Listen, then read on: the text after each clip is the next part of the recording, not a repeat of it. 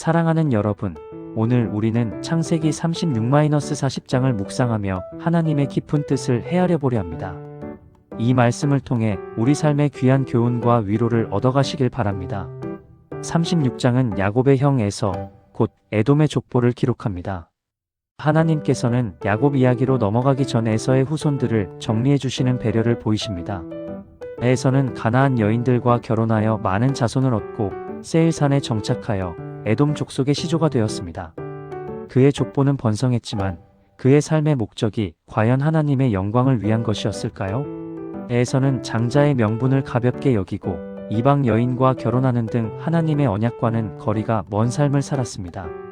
결국 그는 약속의 땅 가나안을 떠나 세일산으로 향하게 됩니다.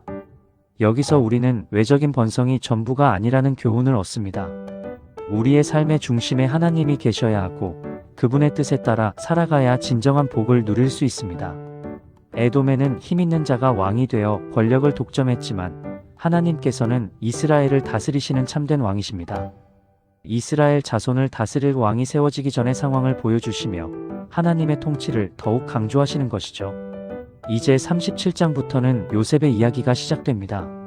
36장에서 에서의 족보를 상세히 기록한 이유는 요셉을 소개하기에 앞서 언약에서 벗어난 자의 후손이 어떻게 되는지를 보여주기 위함입니다. 요셉의 이야기는 야곱 가문의 고난과 하나님의 놀라운 섭리를 보여주는 감동적인 드라마입니다.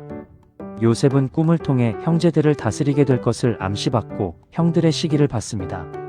결국 형들은 요셉을 이집트로 팔아넘기는 끔찍한 일을 저지릅니다.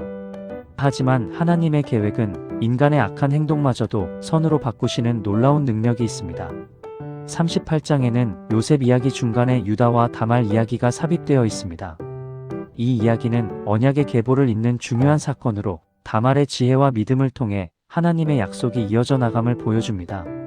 39장에서는 이집트로 팔려간 요셉이 보디발의 집에서 일하지만 보디발의 아내의 유혹을 거절하고 오히려 누명을 쓰고 감옥에 갇히는 시련을 겪습니다. 억울한 상황에서도 요셉은 하나님을 원망하지 않고 성실하게 자신의 역할을 감당합니다. 그의 믿음과 성실함은 감옥에서도 빛을 발하며 그는 간수장의 신임을 얻게 됩니다. 40장에서는 요셉이 감옥에서 술 맡은 관원장과 떡 굽는 관원장의 꿈을 해몽해주는 이야기가 나옵니다. 요셉은 하나님의 지혜로 그들의 꿈을 정확하게 해석해주고 그의 해몽대로 관원장들은 복직되거나 처형됩니다. 하지만 요셉은 술 맡은 관원장에게 자신을 기억해달라고 부탁했지만 그는 요셉을 잊어버립니다. 잊혀진 요셉. 그러나 하나님께서는 그를 잊지 않으셨습니다. 사랑하는 여러분, 창세기 36-40장을 통해 우리는 언약, 백성의 계보와 그렇지 않은 자의 계보가 어떻게 다른지를 봅니다. 에서의 후손은 외적으로 번성했지만 언약에서 벗어난 삶의 결과를 보여줍니다.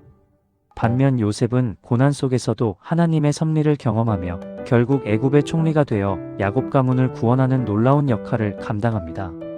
이 모든 이야기는 하나님의 언약을 붙잡고 살아가는 것이 얼마나 중요한지를 강조합니다. 어떤 상황에 처해 있든지 하나님의 언약을 굳게 붙잡으십시오.